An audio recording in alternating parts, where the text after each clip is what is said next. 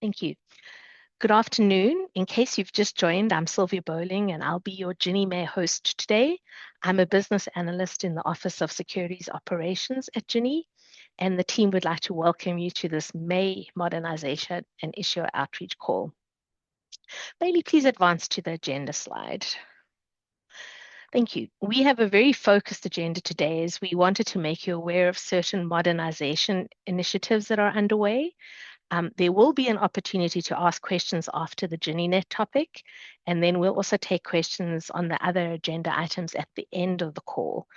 And at that time, we'll also be able to take any general inquiries that you might have. Please bear in mind that if questions run long on GinnyNet, we might have to defer to the end so that we're able to share all the information that we have with you. Also, there's going to be an opportunity for you to provide your feedback to us through a survey towards the end of today's call. And we use your input to improve our content and delivery. And so we very much value hearing from you. Regarding call logistics, feel free to log your questions in the Q&A box as we're going through the material. We ask that you please do not post to chat as that content is not accessible after the call. And if we need to follow up with you, we will have no way of doing so. Bailey Brooks will be supporting us on the technology front. So if you have any Zoom issues or other technical questions, feel free to direct message her. All right. So I do want to set expectations before we begin. Today's session is a very high-level overview of upcoming modernization efforts, and it's not intended to be training on these initiatives at all. Our goal this afternoon is simply to raise awareness of changes that might impact you, and please be assured that training sessions and other outreach opportunities will be made available closer to implementation. So we do encourage you to subscribe to and monitor the training announcements for notices, as well as checking the mod initiatives page on ginnymay.gov. We'll be launching those soon for each of these major initiatives, and they will serve as a central hub consolidating all relevant information on each project. Also want to point out that today's deck will be published soon, so we don't have it available to share as a link to you on this call, but we will be posting it on ginnymay.gov under the issuer training section. And I will remind you guys later towards the end of the call on how you can get that when we do publish it. All right, now that you know what to expect, let me hand it over to Rob and he can start us off. Good afternoon. Hi, I'm Rob Worley. I'm also a business analyst at Ginny May, and I'll be talking about GinnyNet modernization. GinnyNet is being retired. The pool delivery models are being enhanced, and you will find new application links in the My Ginny May drop-down list. So what is happening? Legacy GinnyNet is going away. As I mentioned, new links for GinnyNet functions will be available on the My Ginny May menu, as well as an SFPDM and MFPDM. There will be an updated but familiar interface aligned with other My Ginny May applications. So who is impacted? All Ginny May users. This includes HECM, single-family, multifamily issuers, as well as document custodians. And when is this happening? Beginning this summer, there will be multiple phases.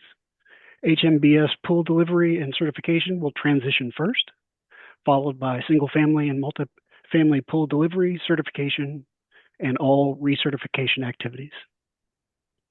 Once single-family and multifamily are relocated, the Ginny May link will also be removed. The next slide. As I mentioned earlier,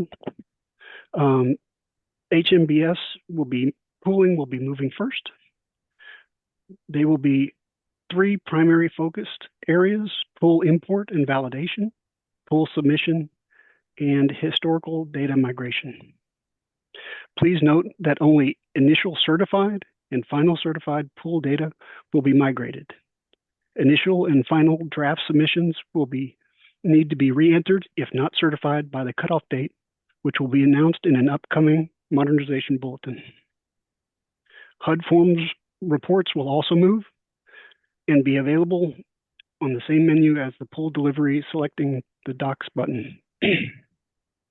Also note that recertification will not be moving with HMBS. It will take place when single family and multifamily move. Finally, there are no new functional role requirements. Users will, with the existing functional roles of HECM, loan delivery, and pooling basic user, as well as HECM, loan delivery, and pooling authorized signer, will have immediate access. All right, thanks, Rob. I'll pick it up from here and I'll provide some key highlights, excuse me, of the expected changes for single family and multifamily issuers and doc custodians. So we'll start with single family issuers.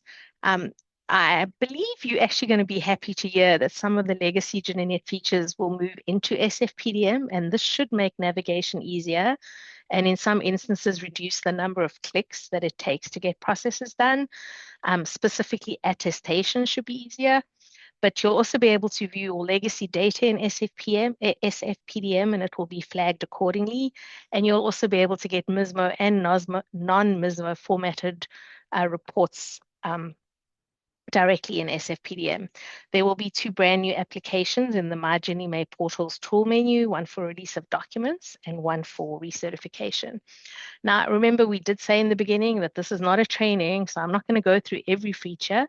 We just want you to be aware of these upcoming changes, and also to know that you won't have to take any action to be able to access this functionality. Users with the functional roles listed on the right of the screen will seamlessly be able to access the new functionality in My Ginny May. Okay, next slide. This is now addressing multifamily issuers. Again, you'll see some enhancement directly in MFPDM related to legacy data and forms.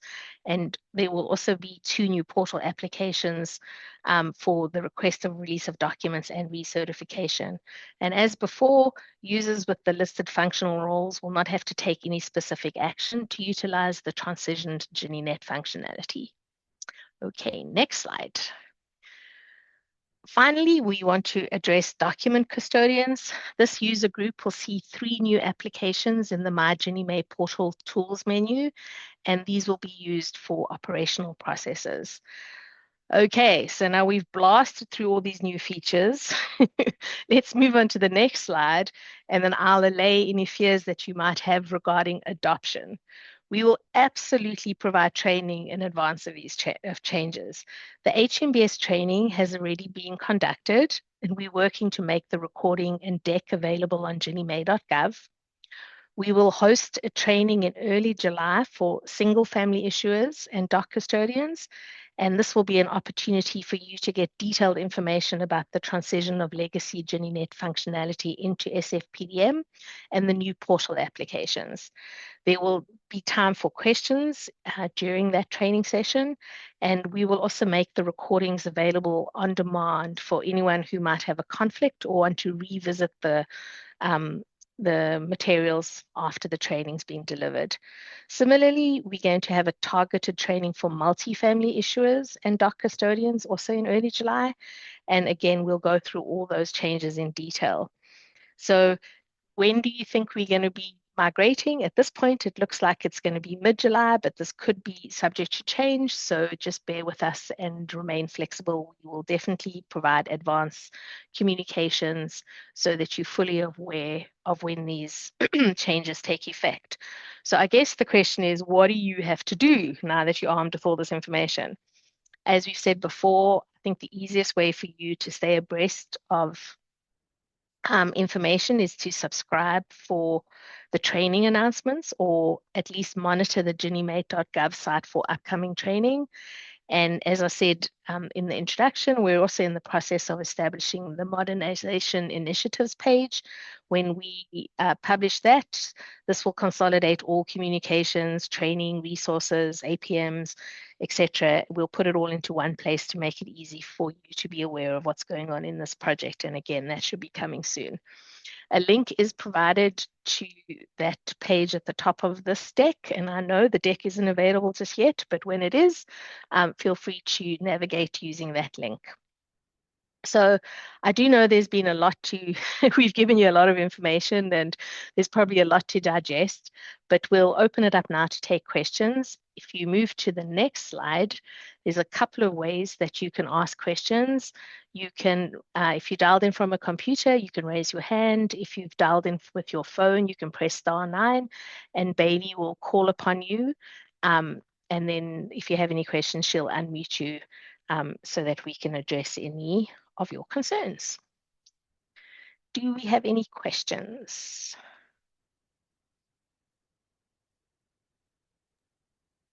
We have no hands raised, and I do not see any questions in the Q&A box at this time. Okay, so again, I'm just going to remind folks, you can type your questions using the Q&A box on the bottom of your Zoom screen, or you can use this opportunity now to ask questions verbally. Again, if you have nothing now, there will be time at the end of the call, so there's no urgency. You can absolutely ask questions on the full and entire content of this deck at the end. Okay, well, maybe if we leave time at the end for questions, why don't we just advance right now to the next section? Hello, everyone. This is Letitia Jefferson, Director of Customer Experience here at Ginnie Mae, and I'm going to talk to you about our new multi-factor authentication for the My Ginnie Mae portal that'll be coming your way soon. Next slide. Okay, so here's what's changing. We're going to be introducing stronger security access to the My Ginnie Mae portal. This is in alignment with federal zero trust requirements, and implementation is planned for fall 2026. So here's what's happening. In today's space, you guys will enter an OTP or a one-time PIN. Sometimes that's delivered to your email. Sometimes it's delivered via the Oracle Mobile Authenticator. But it's the PIN that you use to help you log into the portal through multi-factor authentication. We're going to be switching to Okta as the replacement for the one-time PIN. So you'll continue to use your My Ginnie Mae username and password. And then when we make the transition, you'll see that there's a new Okta hosted login screen where you will actually begin to leverage the Okta phishing resistant multi-factor authentication instead of that one-time PIN. I know many of you are already leveraging Okta in your own individual workspaces. So for many of you, this is not going to be something new. It'll just be an extension of what you've already been doing in your individual workspace. Who is impacted? Everybody. All the users of the My Ginnie Mae portal are going to transition to this new form of multi-factor authentication. When is fall? So we are targeting August of this year, but stay tuned to the Modernization Initiatives page for additional information and a modernization bulletin so that you know exactly when the transition is happening. And know that we are going to extend a 30-day adoption window. So when we do announce that we're transitioning to Okta, you will have 30 days to actually get Okta set up and installed on your device before we actually remove the one-time PIN that is currently in place. So stay tuned to the Modernization Initiatives page, check our mod bulletins. You'll know exactly when we're initiating this transition, and you will have a full 30 days at least to make that switch. Again, the reason that we're doing this is because we need to stay in alignment with federal zero trust requirements and to ensure that our portal is strong, secure, and safe for the very important business that you do. So please do stay tuned for more information, and we look forward to helping you through that transition this fall. Thank you.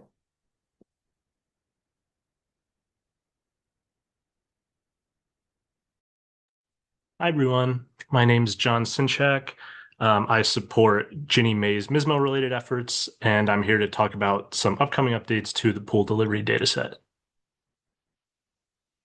As you may have heard on our last modernization outreach call, our team is in the process of planning a new enhancement to the PDD, which would tentatively include about 15 new data points and updates to 5 existing fields.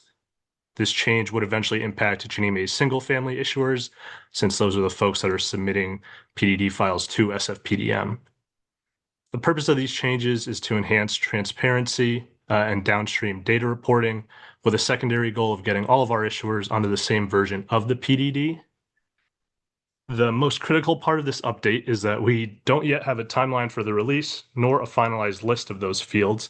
So even those 15 and 5 numbers are tentative at this time. So there's no action required on issuers. This is simply a heads up to keep everyone here in the loop for the upcoming modernization changes that we're planning for the future.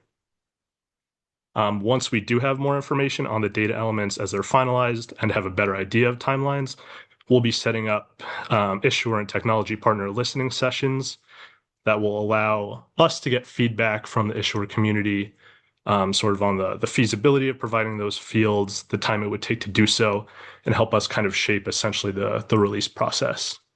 If you guys were part of the initial MISMO adoption effort, when we first rolled out the PDD, these kind of calls might be familiar, but it'll be specifically in the context of the upcoming changes to the data set. So more information to come, but for now, kind of just a high-level update, and we'll be able to talk more in detail on those listening sessions. On this slide here, we do have the list of, again, preliminary, tentative, every caveat, we can add issuers an idea of the fields that we're seeking to add. In this next release, we have 15 fields that would be net new to the PDD. However, 11 of those fields, as you can see in the green, are fields that already exist in MISMO's LDD, meaning hopefully if these are fields you're already providing for another organization, the LOE should be fairly light to plug it in for the PDD as well. We also have towards the bottom of the slide some updates to 5 existing fields. The common theme across most of them is just we're increasing for some of those fields like city name and middle name and address that have been kind of restrictive in the past, and adding some new enumerations to fields like construction method type. So again, nothing here is final, but just to give the issuer community an idea of where we're sort of focusing our efforts for the next update to the PDD. This is where we're looking at this time, but again, we'll be able to get deeper into it on listening sessions, which will be set up in the future.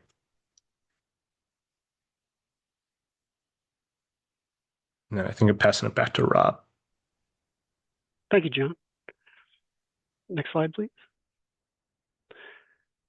We wanted to bring to your attention that over the last 6 months, 9 APMs have been published. They've covered several items from policy as well as policy changes. While I'm not going to go into depth here, we've included the list of all of the APMs as well as links to be able to access them at your convenience. Next slide. For liquidation event reporting, we've heard you. We know that you want to know when reporting will be required. While we can't commit to when that will happen, we will provide at least 60 days notice once the APM is being published. We really do appreciate your patience and partnership for this new initiative, and we look forward to providing more information in the coming days and months. Turn it back over to Sylvia. Sure. So we actually really getting to the end of the call now. So good time to start thinking of your questions. I just wanted to take a couple of moments to point out some helpful tips and tools that might be useful for you as you troubleshoot certain issues. Again, we have a very disparate audience on this call, so I don't want to spend too much time going through each of these at length. But if these issues are relevant to you, we recommend that you try some of the solutions that we've put on the screen. As we said, we haven't got the deck published, so we cannot give you a link, but maybe if you take a screenshot for now, and then if you have any further questions after this call, the service desk is always available to help you. If you look at the bottom of the slide, you should absolutely be able to reach out to askginniemay@hud.gov for additional information. And yes, we will be posting this deck to the training section of ginniemay.gov, and then you can refer to this slide as well as to the APM slide and some of the other slides with links to make your life easier to get to the information. All right, so if we go to the next slide, we've made mention in a couple of places about signing up for notifications. So all that happens in the same place. If you go to ginniemay.gov and you navigate to the bottom of your screen, you'll see a purple box talking about entering your email and subscribing to stay connected. Once you've done that, you'll be able to select what kinds of things you want to sign up to be notified on. And those would include APMs, mod bulletins, training announcements, etc., etc. So according to your preferences, you would just specify your preferences and then you would submit. And then going forward, anytime any new information becomes available in those areas, you will be getting an email notification. And that's really the easiest way to stay informed and make sure that you know what's going on in the world of Ginny May's modernization efforts.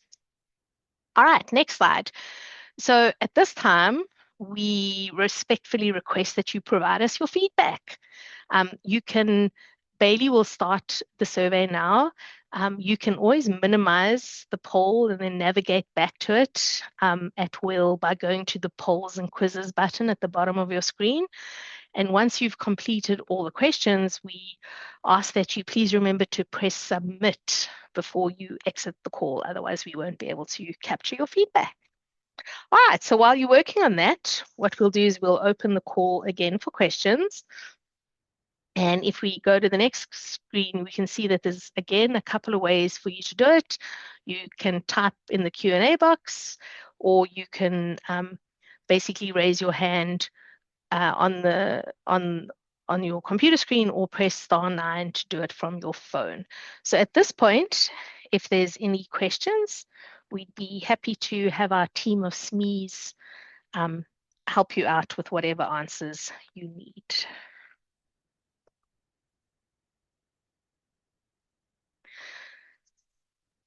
Any questions, Bailey? We have no hands raised, but there are a couple questions in the Q&A box. An anonymous attendee asked, will 11705 and 11706 reports be able to be pulled in bulk with the transition? Maybe this will be addressed during the training. So we will definitely address that during the training. It's an in the weeds question. So absolutely, we'll make sure that that's in the agenda for sure when we do the detailed training.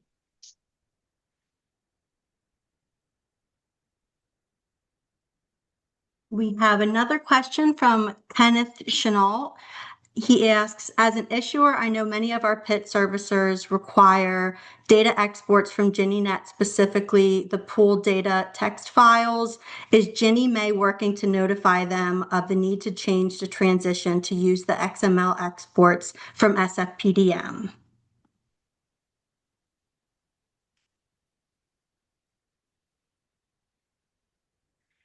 Do we have a SME that can address that question?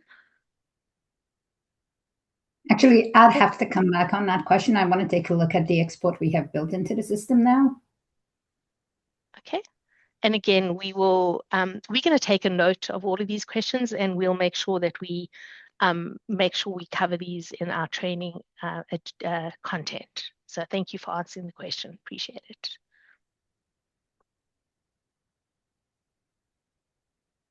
We have another question from Tammy Hanel. It looks like Jaleesa is answering this in the chat. And that question has been closed. So we have no other questions currently in the Q&A box. Hey, Bailey, do you mind reading that one out loud so folks get the benefit of the response, please? Of course. The question is from Beth. She asked if Okta affects the RSA token. And Jalissa's response was Okta will not affect the RSA token. The Okta will serve as your initial MFA method for signing on to MGM.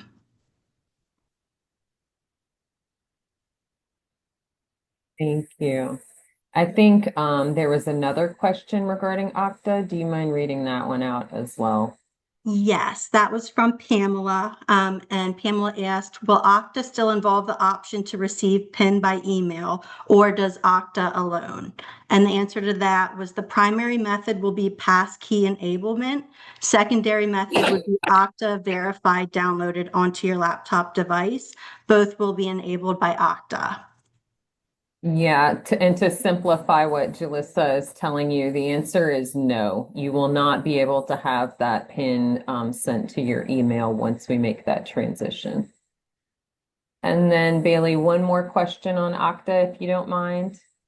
Of course. Another question from Tammy. If already using Okta, will this just be an additional module when we log in? And the answer to that is yes, this will be a different account you will need to set up for Okta. Yep. I do want to call out that it's still seamless single sign-on. So you will be able to seamlessly sign on. It's not an additional step. It's a different step than what you're taking now, which is leveraging the OTP. So, okay. Thanks, Bailey.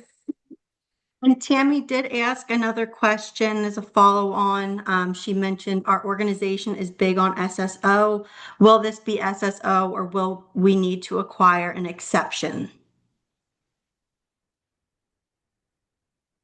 So, Tammy, I am not sure what you are referring to by SSO. We have single sign-on into all of the portal and its underlying applications. We don't necessarily have single sign-on where you sign on through your enterprise and then automatically get access to our systems. That will never be an option, is the current regulations are written regarding zero trust and security. So if you mean single sign-on, you use, one username, one password, one MFA to get into all of the Ginnie Mae systems that you do business with, yes, that will remain intact. But if you're asking if you can do single sign-on into your enterprise systems and have access to my Ginnie Mae portal, that is not what we're offering. Okay. All right, appreciate those answers. Thanks, Mies. Okay, just as a reminder, we will be posting the deck, but unfortunately we don't have it to give you as a link at this time. But we also make sure that we make the deck available in the modernization initiatives pages for the projects that we talked about today to make it easy for you to be able to get to.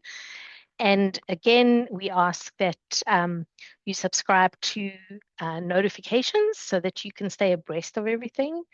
We'll give it a couple of more minutes in case folks have questions, but we really hope you enjoyed today's outreach call and that you have been made aware of some of our big initiatives coming down the pike. And we really hope that this is going to be changes that are advantageous to you guys and will make your lives a little easier, as well as more secure and more easier to work with Ginnie Mae on your processing. So we will stick around for a couple of minutes in case there's questions, but I don't see any now. In which case, we definitely thank you for your participation. Again, please submit your surveys before you leave the call so that we can react to your feedback and update our content and our delivery. So again, we thank you and we hope you enjoyed it. And we're looking forward to all this wonderful new functionality coming down the pike. And we appreciate all the project teams that have worked so diligently to get us to this point. So thanks again. Appreciate your time and hope you have a really good rest of your day.